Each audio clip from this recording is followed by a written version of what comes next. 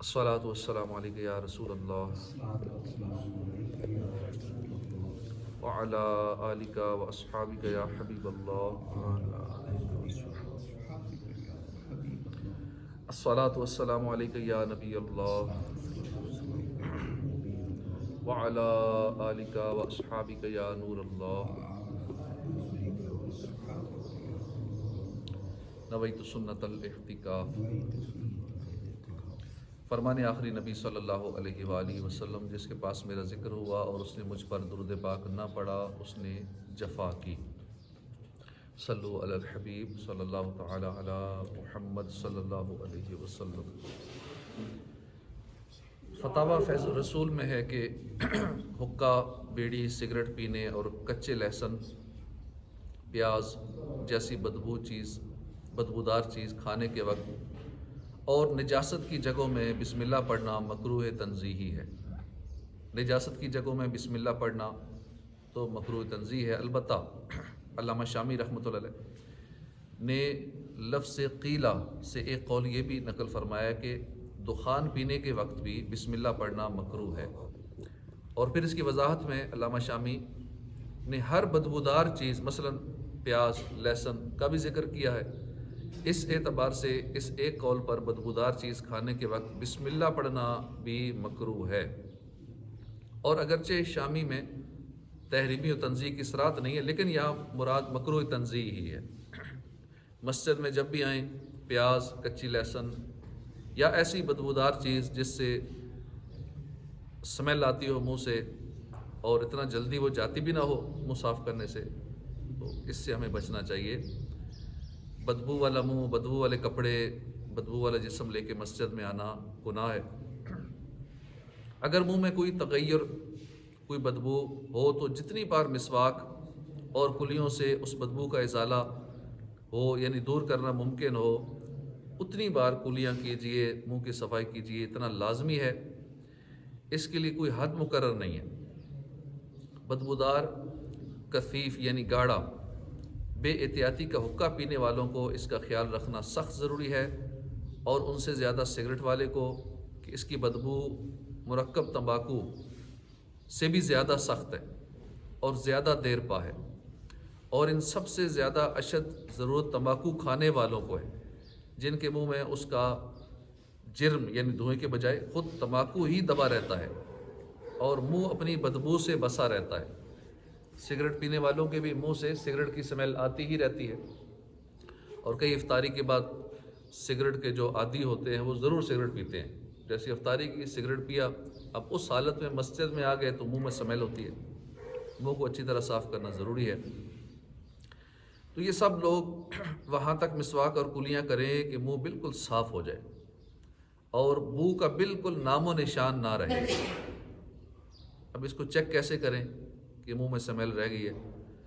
ہاتھ اپنے منہ کے قریب لے جائیے اور منہ کھول کر زور سے 3 بار حلق سے پوری سانس ہاتھ پر لیں۔ پورا ہاتھ منہ پہ رکھ کے 3 بار سانس لیں زور سے، اور فوراً سونگیں بغیر اس کے اندر کی بدبو خود کم محسوس ہوتی ہے۔ جس کے اپنے اندر سے سمیل نکلتی ہو، منہ سے آتی ہو، تو خود اس کو نہیں محسوس ہوتی، یہ دوسرے کو محسوس ہوتی۔ اور جب منہ میں بدبو ہو تو مسجد میں جانا حرام، نماز میں داخل ہونا منع۔ میرے آقا اعلیٰ حضرت نے سگریٹ کی بدبو کو حقے اور مرکب تمباکو سے زیادہ قرار دیا ہے۔ یہ سگریٹ کی قسم پر منحصر ہے، کچھ سگریٹ حقے سے زیادہ اور کچھ کم بدبودار بھی ہو سکتے ہیں۔ اب اس کا علاج کیا ہے منہ کی بدبو کا؟ اگر کسی چیز کے کھانے کے سبب منہ میں بدبو آتی ہو تو ہرا دھنیا چبا کر کھائیے۔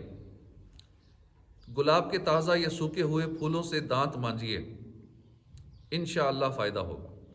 ہاں اگر پیٹ کی خرابی کی وجہ سے بدبو آتی ہے تو پھر اس پیٹ کا علاج کرنا پڑے گا، معدے کا علاج کرنا پڑے گا، کم کھانے کی عادت بنانی پڑے گی، بھوک کی برکتیں لٹنی پڑیں گی، تو انشاءاللہ ٹانگوں اور بدن کے مختلف حصوں کے درد کا بھی علاج ہوگا، قبض کا علاج بھی ہوگا، سینے کی جلن، منہ کے چھالے، بار بار ہونے والے دائمی نزلہ، کھانسی، گلے کے درد، مسوڑوں میں خون آنا وغیرہ بہت سارے امراض کے ساتھ ساتھ منہ کی بدبو سے بھی جان چھوٹ جائے گی اگر کم کھانے کی عادت بنائیں گے۔ تفصیلی معلومات کے لیے فیضان سنت جلد اول کے باب پیٹ کا قبل مدینہ کا مطالعہ فرمائیے۔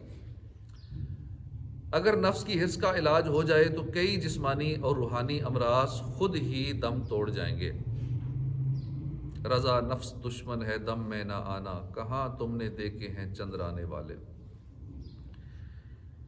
منہ کی بدبو کا روحانی علاج، جو علاج ہم نے سنا یہ بھی علاج کیجیے، اور درود شریف موقع با موقع ایک ہی سانس میں 11 مرتبہ پڑھ لیجیے، انشاءاللہ منہ کی بدبو دور ہو جائے گی۔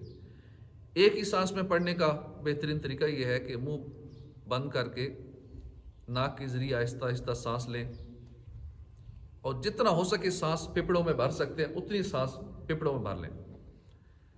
اب درود شریف پڑھنا شروع کریں۔ چند بار اس طرح پریکٹس کریں گے تو سانس ٹوٹنے سے قبل انشاءاللہ مکمل 11 بار درود شریف پڑھنے کی ترکیب بن جائے گی۔ مذکورہ طریقے پر ناک سے گہرا سانس لے کر ممکن حد تک روک رکھنے کے بعد منہ سے خارج کرنا، یہ صحت کے لیے بہت اچھا ہے۔ جب بھی موقع ملے ناک سے سانس لیتے رہیں، پھپھڑوں میں تھوڑی دیر رہنے دیں، پھر منہ سے نکالیں، پھر ناک سے سانس لیں، منہ سے نکالیں۔ اس طرح پھپھڑے بھی انشاءاللہ تندرست رہیں گے اور اس کا صحت کے حوالے سے کافی فائدہ ہوگا۔ دن بھر میں جب جب موقع ملے، خاص کر جب آب و ہوا صاف ستھری ہو، تو چند ایک بار روزانہ یہ ضرور کیا کریں۔ امیر اہل سنت فرماتے ہیں مجھے ایک بوڑھے حکیم نے بتایا کہ میں سانس لینے کے بعد آدھے گھنٹے تک، یا کہا کہ 2 گھنٹے تک اندر روک کے رکھتا ہوں، ہوا کو روک لیتا ہوں، اور اس دوران اپنے اوراد و وظائف بھی پڑھ سکتا ہوں۔ پریکٹس کرنے سے ہوتا ہے، جتنا زیادہ آپ روکیں گے، شروع میں تھوڑا سا روک سکیں گے سانس کو، پھر تھوڑا زیادہ روک سکیں گے، روزانہ اس کی پریکٹس کرتے رہیں گے تو شاید وہ وقت بھی آئے کہ آپ آدھا گھنٹہ سانس کو روک کے اندر روک سکیں پھپھڑوں میں۔ تو یہ پریکٹس سے ہے۔ بقول ان حکیم صاحب کے سانس روکنے کے ایسے لوگ بھی دنیا میں ہیں، مشق کرنے والے ایسے ماہر لوگ بھی ہیں کہ صبح سانس لیتے ہیں شام کو نکالتے ہیں۔ بارگاہ رضویت میں سوال ہوا کہ نمازیوں کے لیے استنجا خانے مسجد سے کتنی دور بنانے چاہیے۔ اس پر میرے آقا اعلیٰ حضرت امام احمد رضا خان رحمۃ اللہ علیہ نے جواباً ارشاد فرمایا کہ مسجد کی بو سے بچانا، مسجد کو بو سے بچانا واجب ہے، لہٰذا مسجد میں مٹی کا تیل جلانا حرام، مسجد میں ماچس کی تیلی سلگانا حرام، حتیٰ کہ حدیث میں ارشاد ہوا مسجد میں کچا گوشت لے جانا جائز نہیں۔ حالانکہ کچے گوشت کی بو بہت ہلکی ہوتی ہے، تو جہاں سے مسجد میں بو پہنچے وہاں تک استنجا خانے بنانے کی ممانعت کی جائے گی۔ ہمارے یہاں عموماً مسجد کے ساتھ ہی استنجا خانے نظر آ رہے ہوتے ہیں، جوتے لوگ اتارتے ہیں، استنجا خانوں میں گئے، اس کے بعد سیدھا مسجد میں، یعنی تقریباً 7 اٹیچ ہی ہوتے ہیں، اور ان کی جو سمیل ہے وہ ہوا میں اڑ کے مسجد میں آ ہی جاتی ہے، کیونکہ جہاں جوتے اتار کے جیسے اندر ہوتے ہیں، جوتوں والی جگہ بھی فنائی مسجد ہی شمار ہوتی ہے، اور وہ تقریباً اٹیچ ہی ہوتے ہیں۔ ہر مسجد کے ساتھ یا فنائی مسجد کے ساتھ استنجا خانے ساتھ ہی ہوتے ہیں یا قریب ہی ہوتے ہیں، جہاں کی سمیل مسجد میں آ جاتی ہے، اور اکثر مسجدوں میں یہی حال ہے، کیونکہ مسجد بناتے ہوئے شرعی معاملات کا تو خیال رکھا نہیں جاتا۔ مسجد کا نقشہ بناتے ہوئے نہ آٹو کیڈ والے کو پتہ ہے کہ میں نے نقشہ کس انداز میں بنانا ہے۔ اب جو شرعی علوم جانتا ہوگا، یہ مسئلے مسائل جانتا ہوگا، وہ نقشہ بنانے والا بھی ذہن میں رکھے گا کہ میں نقشے میں استنجا خانہ کہاں رکھنا ہے، وضو خانہ کہاں بنانا ہے، مسجد میں سمیل نہ پہنچے۔ یہ تمام شرعی معاملات کا وہی انجینئر خیال رکھ سکے گا، نقشہ بنانے والا، جو ان معاملات کو جانتا ہو، جس کو تربیت ہو، ورنہ نقشے والا بھی یوں ہی کرے گا، بنانے والے مستری پھر ان کو بھی نہیں پتہ ہوگا، ٹھیکیدار کے ذہن میں بھی یہ بات نہیں ہوگی، بس یوں ہی مسجدیں بن جاتی ہیں اور شرعی حوالے سے سارے گناہ گار ہوتے رہتے ہیں۔ تو ان چیزوں کا خیال رکھنا بہت ضروری ہے۔ جیسے ہمارے استنجا خانے ہیں ہی دور، اب وہاں کی سمیل یہاں تک آنا ممکن ہی نہیں ہے، تو اس طرح استنجا خانے بنانے چاہیے۔ مسجد کو ہر طرح کی بدبو سے بچانا ضروری ہے۔ کچے گوشت کی بدبو ہلکی ہوتی ہے، جب یہ بھی مسجد میں لے جانا جائز نہیں تو پھر کچی مچھلی کی بدبو اور زیادہ ہوتی ہے، وہ مسجد میں لے جانا یہ بدرجہ اولا ناجائز ہوگا، کیونکہ اس کی بو گوشت سے تیز ہوتی ہے، بلکہ بعض اوقات پکانے والوں کی بے احتیاطی کے سبب اس کا سالن کھانے سے منہ اور ہاتھوں سے ناگوار بو محسوس ہوتی ہے۔ کئی لوگ مچھلی جب کھا کے آتے ہیں مسجد میں اور وہ صحیح نہیں پکی ہوئی تو ان کے ہاتھوں سے بھی مچھلی کی اسمیل آتی ہے، منہ سے بھی آتی ہے۔ ایسی صورت میں بو دور کیے بغیر مسجد میں نہ جائے۔ استنجا خانوں کی جب صفائی کی جاتی ہے اس وقت بدبو کافی پھیلتی ہے، لہٰذا استنجا خانے اور مسجد کے درمیان اتنا فاصلہ رکھنا ضروری ہے کہ صفائی کے موقع پر بھی بدبو مسجد میں داخل نہ ہو سکے۔ استنجا خانے احاطہ مسجد میں کھلتے ہوں تو ضرورتاً دیوار وغیرہ بیچ میں ڈال دیں تاکہ مسجد کی طرف اس کی سمیل نہ آئے، کہیں دوسری طرف اس کی سمیل جائے۔ مسجد میں بدبو لے جانا حرام ہے، نیز ہر طرح کے بدبودار یا بدبو والے شخص کا داخل ہونا بھی حرام ہے۔ مسجد میں کسی تنکے سے خلال بھی نہ کریں کہ جو پابندی سے ہر کھانے کے بعد اس کے عادی نہیں ہوتے، خلال کرنے سے ان کے دانتوں سے بدبو نکلتی ہے۔ جو کبھی کبھی خلال کرتے ہیں نا، وہ جیسے ہی دانتوں سے وہ کچھ ذرہ چھڑائیں گے فوراً سمیل نکلے گی، کیونکہ وہ کبھی کبھی خلال کرتے ہیں۔ جو ریگولر کرتے ہیں نا، جب بھی کھانا کھایا تنکے سے خلال کیا، یہ بہت ہی پیاری سنت ہے اور یہ ضروری بھی ہے۔ جو کبھی کبھی ایسا کرتے ہیں ان کے دانتوں سے پھر اسی وقت سمیل نکلتی ہے، تو مسجد میں پھر خلال کرنا ایسی صورت میں کہ اس سے سمیل پہلے یہ منع ہے۔ معتکف فنائے مسجد میں بھی اتنی دور دانتوں کا خلال کرے کہ بدبو اصل مسجد میں داخل نہ ہو۔ بدبودار زخم والا یا وہ مریض جس نے پیشاب یا پاخانے کی تھیلی، سٹول بیگ، یورین بیگ لگائی ہوئی ہے، وہ مسجد میں داخل نہ ہو۔ اسی طرح لیبارٹری ٹیسٹ کروانے کے لیے لی ہوئی خون یا پیشاب کی شیشی، کئی لوگ مثلا چیک کروانے جا رہے ہیں، خون ٹیسٹ کروانے جا رہے ہیں، اب کہتے ہیں چلو رستے میں مسجد آگے نماز پڑھ لیتے ہیں، اس کے بعد خون ٹیسٹ کروا لیں گے۔ اب وہی شیشی جیب میں ہوتی ہے یا کہیں مسجد میں رکھ دیتے ہیں، وہ سمجھتے ہیں تو شاپر کے اندر پیک ہے۔ پیک بھی ہو تو بھی پیشاب یا خون کی شیشی مسجد میں یا نماز کے دوران جیب میں نہیں رکھ سکتے، اسے مسجد سے باہر ہی رکھنا ہوگا۔ اسی طرح بوقت ذبح، ذبیحہ کے بوقت ذبح نکلے ہوئے خون سے آلود کپڑے وغیرہ کسی چیز میں چھپا کر بھی مسجد میں نہیں لا سکتے کہ خیر ہے کپڑے گندے ہیں، میلے ہیں، خون والے ہیں، شاپر میں ڈال کے سائیڈ میں رکھیں، سنبھال کے پہنے ہوئے نہیں ہیں، اس طرح کرنا بھی منع ہے۔ مسجد کو ہر طرح سے نجاست سے بچانا ضروری ہے۔ مسجد میں کسی برتن کے اندر پیشاب کرنا یا فسد کا خون لینا، یعنی رگ کھول کر فاسد خون نکالنا، ٹیسٹ کے لیے سرنج کے ذریعے خون نکالنا بھی جائز نہیں۔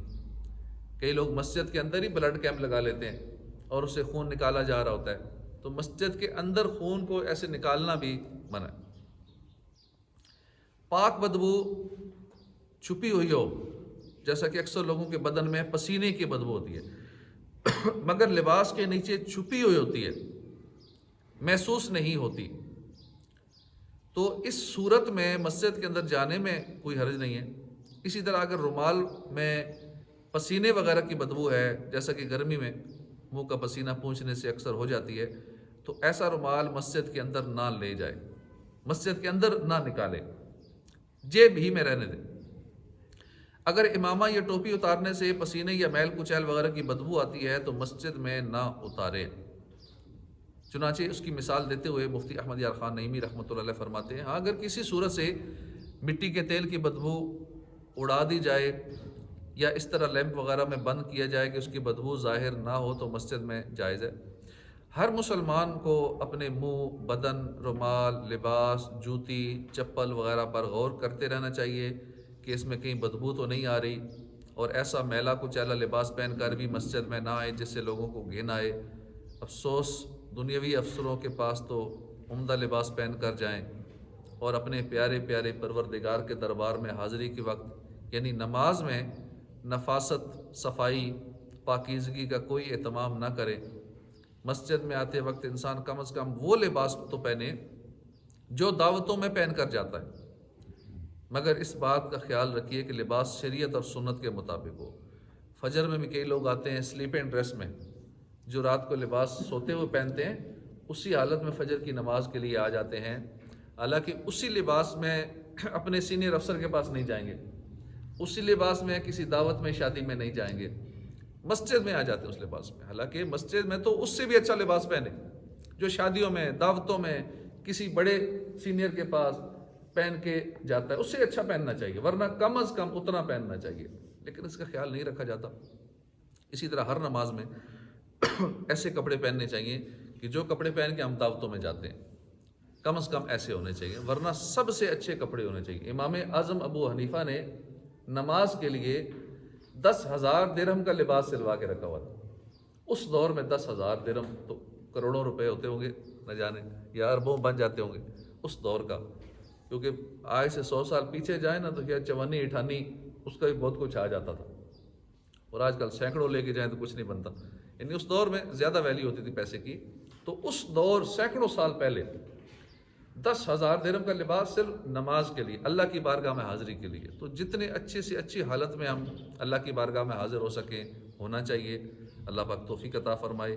اچھی سے اچھی خوشبو لگا کے، تیل لگا کے، اچھی طرح تیار ہو کے جب ہم نماز کے لیے آئیں گے نا، پھر اس نماز کا مزہ ہی الگ ہوگا، اس نماز کی روحانیت ہی الگ ملے گی کہ میں تیار ہو کے اپنے رب کی بارگاہ میں کھڑا ہونے جا رہا ہوں۔ نماز مومن کی معراج ہے نا، تو پھر اس معراج کا پتہ لگے گا واقعی کہ ہم بغیر تیاری کی روٹین بنی ہوئی ہے، عادت بنی ہوئی ہے، عادت کے طور پہ یہ سارے معاملات کر رہے ہیں، پھر نہ وہ مزہ آتا ہے، نہ وہ سکون مل رہا ہے، نہ سجدوں کی لذت مل رہی ہے، بس ایک روٹین اور ایک عادت پوری ہو رہی ہے۔